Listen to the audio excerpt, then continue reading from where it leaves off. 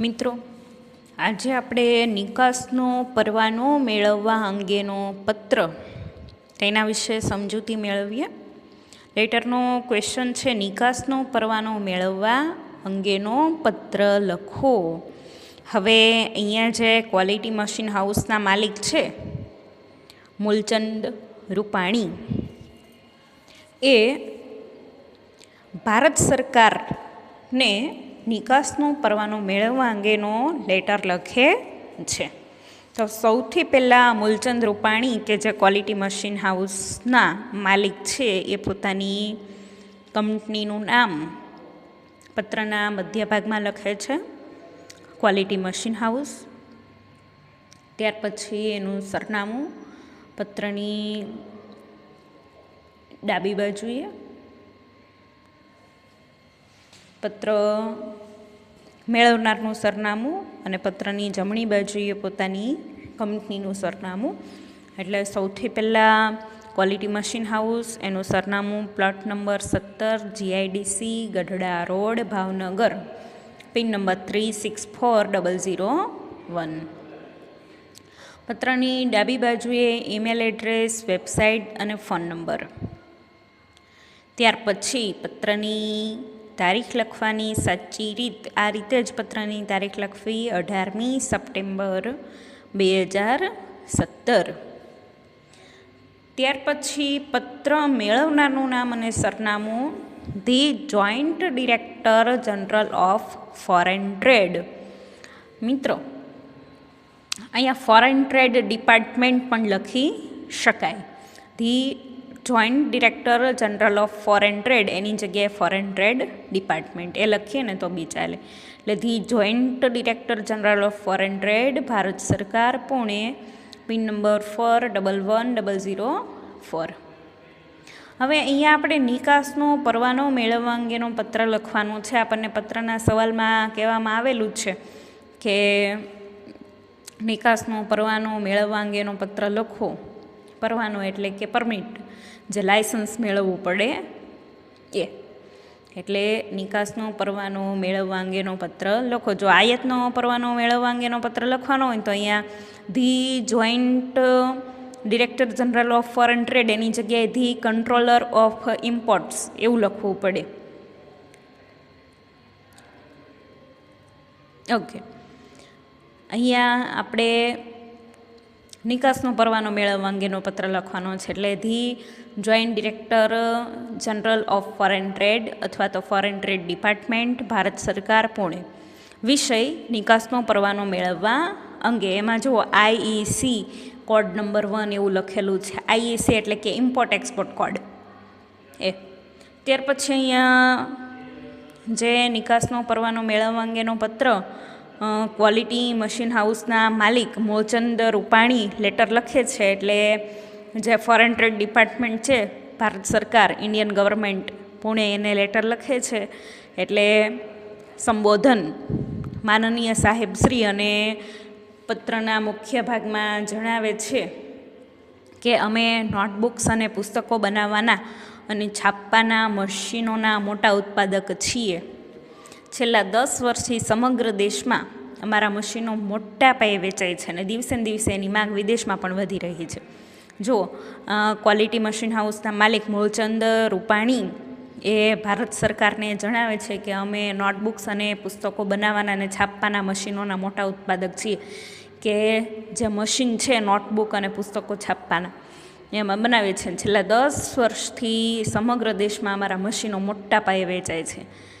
ભારત દેશમાં તો વેચાય જ છે, પણ દિવસે ને દિવસે હવે એની માંગ વિદેશમાં પણ વધી રહી છે. વિદેશમાંથી પણ ઓર્ડર આવે છે અમારા મશીન ખરીદવા માટેના. અમે અમારા ઉત્પાદનોની વિદેશમાં નિકાસ કરવા ઈચ્છીએ છીએ. હવે અમારે અમારા મશીન છે એ અમે વિદેશમાં પણ વેચવા ઈચ્છીએ છીએ, જેના માટે નિકાસનો પરવાનો આપની પાસેથી મેળવવાનો હોય.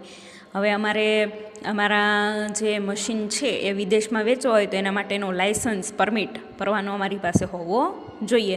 તો એ અમારે સરકાર પાસેથી મેળવવાનો હોય. આ સાથે આપેલી નીચે મુજબની વિગતો ધ્યાનમાં લઈને અમારા ઉત્પાદનોને વિદેશમાં વેચવા માટેના નિકાસનો પરવાનો આપવા વિનંતી. લાયસન્સ માટે હું આટલા જે ડોક્યુમેન્ટ છે આ લેટરની સાથે મોકલું છું. એપ્લિકેશન ફોર્મ, 250 રૂપિયાનો ડિમાન્ડ ડ્રાફ્ટ, જે સૂચવ્યા પ્રમાણેનું જે બેંકનું સર્ટિફિકેટ છે એ બેંક સર્ટિફિકેટ, પાન કાર્ડની એક નકલ, અરજદારનો એક ફોટો, 50 રૂપિયાની ટિકિટ લગાવેલું કંપનીના સરનામાવાળું કવર, 10 રૂપિયાની ટિકિટ લગાવેલું બેંકના સરનામાવાળું કવર અને અન્ય ડોક્યુમેન્ટ કે જે હું આ લેટરની સાથે મોકલું છું. એટલે મહેરબાની કરીને અમને નિકાસનો પરવાનો ઝડપથી આપશો, લાયસન્સ અમને ઝડપથી આપશો એટલે અમે અમારી કંપનીના મશીન છે વિદેશમાં પણ વેચી શકીએ.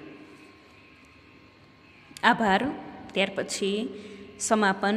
આપનો વિશ્વાસુ મૂળચંદ રૂપાણી પોતાની સિગ્નેચર કરે છે, પોતાનું નામ લખે છે મૂળચંદ રૂપાણી, અને પોતે ક્વોલિટી મશીન હાઉસના માલિક છે એટલે પોતાનો હોદ્દો પણ લખે છે માલિક, અને બિડાણ ઉપર મુજબ કે આટલા ડોક્યુમેન્ટ હું આ લેટરની સાથે મોકલું છું એ પણ એણે લખેલું છે. ત્યાર પછી સમજીએ જાહેર ઉપયોગી સેવાઓ અંગેનો પત્ર વ્યવહાર. આજે જાહેર ઉપયોગી સેવાઓ અંગેનો પત્ર વ્યવહાર છે એમાં કે જાહેર ઉપયોગી સેવાઓ સામાન્ય રીતે ગામ અને શહેરમાં જાહેર ઉપયોગી સેવાઓ આપવાનું કામ સ્થાનિક સ્વરાજ્યની સંસ્થાઓ કરે. 1 માર્ક્સના ક્વેશ્ચનમાં પૂછાય કે ગામ અને શહેરમાં જાહેર ઉપયોગી સેવા આપવાનું કામ કોણ કરે? સ્થાનિક સ્વરાજ્યની સંસ્થાઓ. આ ઉપરાંત સરકારી અથવા અર્ધ સરકારી વિભાગો, નિગમો અને સંસ્થાઓ પણ આ પ્રકારની એટલે કે જાહેર ઉપયોગી સેવાઓ આપે. હવે આ જે જાહેર ઉપયોગી સેવા આપતી જે સંસ્થાઓ છે, સરકારી અને અર્ધ સરકારી વિભાગો, નિગમો અને સંસ્થાઓ, એ લોકોને નાણાકીય સહાય પ્રાપ્ત થતી હોય તો એ લોકોને નાણાકીય સહાય કોના દ્વારા પ્રાપ્ત થાય?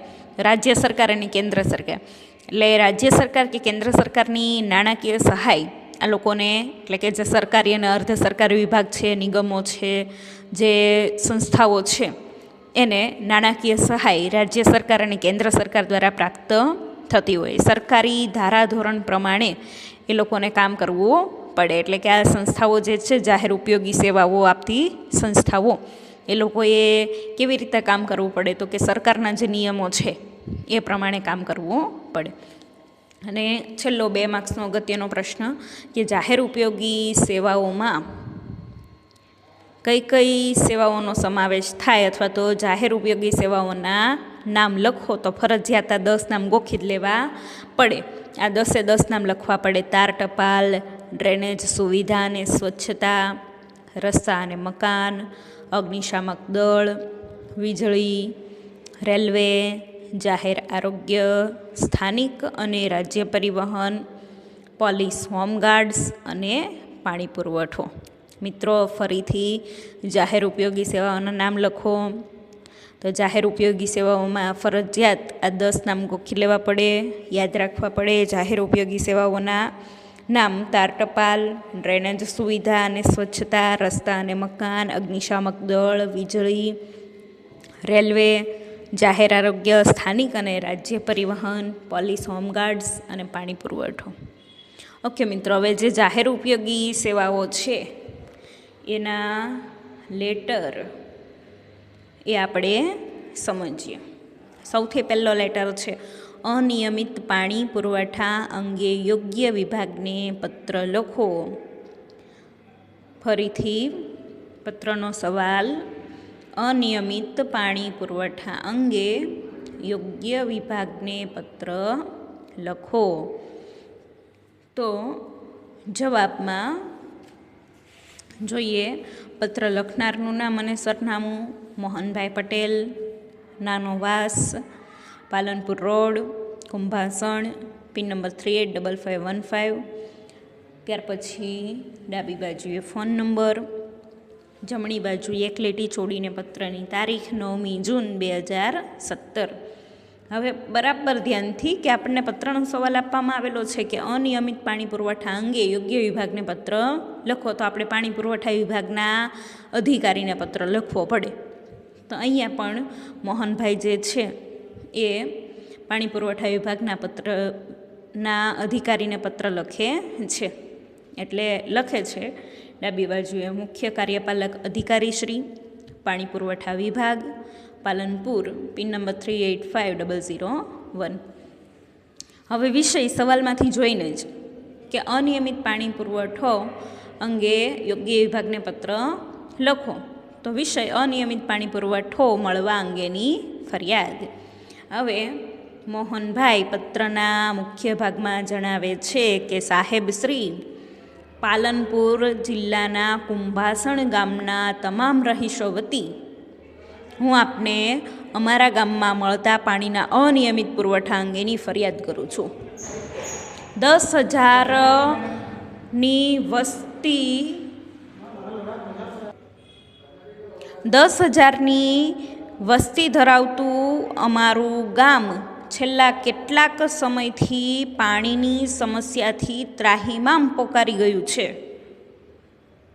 જો અહીંયા મોહનભાઈ એ પાણી પુરવઠા વિભાગના અધિકારીને લેટર લખે છે અને લેટરના મુખ્ય ભાગમાં જણાવે છે કે સાહેબ શ્રી, પાલનપુર જિલ્લાનું કુંભાસણ ગામ છે, એ ગામમાં 10,000 જેટલી વસ્તી છે. હવે અનિયમિત પાણી પુરવઠાની ફરિયાદ અંગેનો લેટર લખે છે એટલે કહે છે કે અમારા ગામમાં અનિયમિત પાણી પુરવઠો મળે છે એની ફરિયાદ હું કરું છું. ને અમારું જે 10,000ની વસ્તી ધરાવતું ગામ છે તો ગામમાં કેટલાક સમયથી પાણીની સમસ્યા છે, એટલે ગામના લોકો જે છે એ પાણીની સમસ્યાથી ત્રાહિમામ પોકારી ગયા છે. અગાઉ અમને પૂરતા જથ્થામાં અને નિયમિતપણે પાણી પુરવઠો મળતો હતો. જે અગાઉ અમને પાણી પુરવઠો આપવામાં આવતો હતો એ નિયમિત પાણી પુરવઠો મળતો હતો, પરંતુ છેલ્લા 6 મહિનાથી પણ વધુ સમયગાળાથી પાણીનો પુરવઠો ખૂબ જ અનિયમિતપણે મળી રહ્યો છે. અત્યાર સુધી અમને પાણી ટાઈમ ટુ ટાઈમ મળતું હતું, કે આટલા સમયમાં ફરજિયાત પાણી આવી જ જતું, પણ છેલ્લા 6 મહિનાથી વધુ સમયગાળો થઈ ગયો. પાણીનો પુરવઠો ખૂબ જ અનિયમિતપણે મળે. ક્યારેક પાણીનો ટાઈમ હોય એ ટાઈમે પાણી આવે, ક્યારેક એ ટાઈમે પાણી આવતું પણ નથી, અને ક્યારેક ક્યારેક તો 2 દિવસ સુધી પાણી નથી આવતું. એટલે કેટલીક વખત રાત્રે 2 વાગ્યે તો કોઈ વખત સવારે વહેલા 4 વાગે પાણી આપવામાં આવે. પાણીનો ટાઈમ કંઈ નક્કી જ નહીં ક્યારે પાણી આવે. એટલે કેટલીક વાર રાતે 2 વાગ્યે તો ઘણી વખત સવારે વહેલું 4 વાગે પાણી આપવામાં આવે છે. કેટલીક વખત તો અઠવાડિયામાં 1 જ દિવસ પાણી આપવામાં આવે. પાણી પુરવઠો આ પ્રકારની અનિયમિતતાના કારણે જે બાળકો છે, બાળકોના શિક્ષણ અને રોજિંદા જીવન અને આરોગ્ય ઉપર બધા ઉપર આમાં માઠી અસર પડે છે. કે રાતના ઉજાગરા કરીને પાણી પુરવઠો જે આપવામાં આવે રાતના 2 વાગે અથવા સવારે વહેલા 4 વાગે, તો એના કારણે ગામના લોકોને તકલીફ પડી, લોકો માંદા પડે રાતના ઉજાગરા કરીને. એટલે એના રોજિંદા જીવન ઉપર માઠી અસર થાય, એના આરોગ્ય ઉપર માઠી અસર થાય, અને બાળકોના શિક્ષણ ઉપર પણ આની અસર થાય છે. એટલે પાણીનો પુરવઠો નિયમિત રીતે અને નિશ્ચિત સમયે મળી રહે એવી વ્યવસ્થા ગોઠવવા વિનંતી. આપ એ બાબતથી વિદિત થશો એટલે કે તમને એ બાબતની જાણ હશે કે અમે પાણી વેરો અને અન્ય વેરા નિયમિતપણે ભરીએ છીએ. અમારે જે પાણીનો વેરો છે, ટેક્સ ભરવાનો થાય, અમે ટાઈમ ટુ ટાઈમ રેગ્યુલર અમે ભરી જ દઈએ છીએ. આભાર. આપનો વિશ્વાસુ MB પટેલ મોહનભાઈ પટેલ છે, પોતાની સિગ્નેચર કરે છે અને પોતાનું નામ લખે છે MB પટેલ. ઓકે મિત્રો, આ જે જાહેર ઉપયોગી સેવાઓ અંગેનો પત્ર વ્યવહાર છે એમાંથી તમારે અનિયમિત પાણી પુરવઠો અંગેનો લેટર છે એ લેટર પાકી નોટમાં લખવાનો રહેશે. ઓકે મિત્રો, આભાર.